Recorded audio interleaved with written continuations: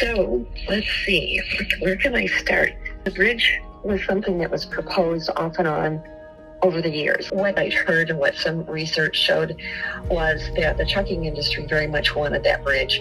They wanted to connect sites out here and like Route 47 and those places with a more direct way into Chicago. The village of Algonquin, and John Schmidt was president at the time. He was already talking to trucking companies and logistics companies that we're going to set up along Randall Road. And that is indeed exactly what's happening. Algonquin just approved a logistics hub. There are many names for these things.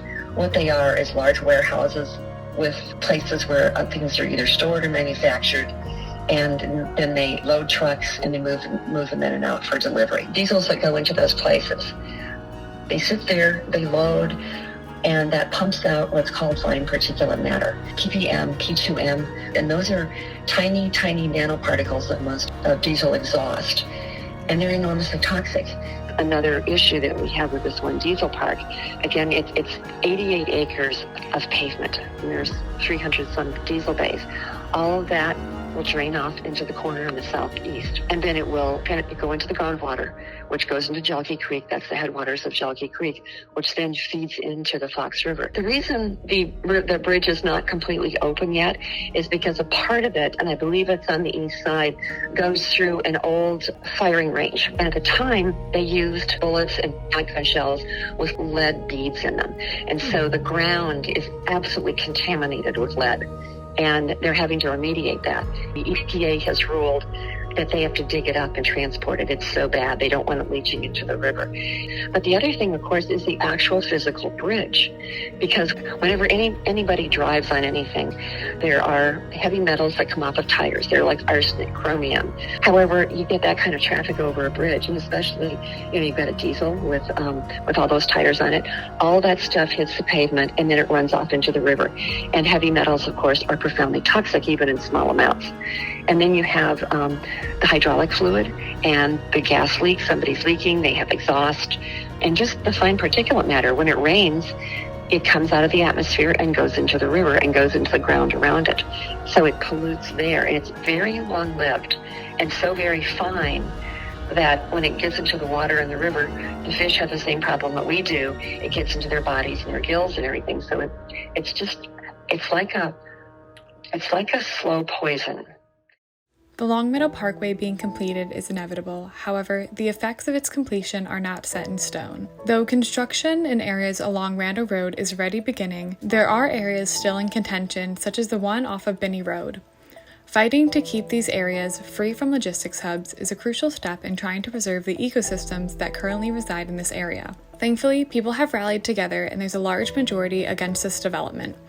Diesel kill signs can be found throughout the Dundee Township, and many representatives have been flooding town meetings voicing discontent about the developments. As far as the developments that are already under construction, there are still ways for them to be more environmentally friendly.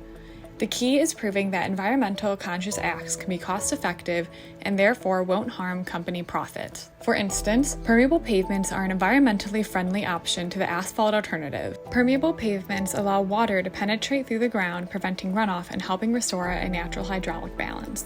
The problem, of course, comes with its much higher cost. However, a recent study done by the students at University of California, Davis conducted a cost-benefit analysis of permeable pavements. What they found is that permeable pavements significantly cut the cost of water treatment. They calculated that if UC Davis utilized permeable pavements, they would save $64,649.66 over a 25-year span for half an acre. If a tax incentive could be offered to these logistic hubs for installing permeable pavements by the towns that would be saving money on water treatment, it would appeal to the profit-seeking mentalities while also working to protect the environment of these areas. While this would just be one step in a sequence that needs to occur in order to truly protect the environment of this area, it would be a step in the right direction. One further step that could be taken is that these logistic hubs could utilize a fleet of electric trucks.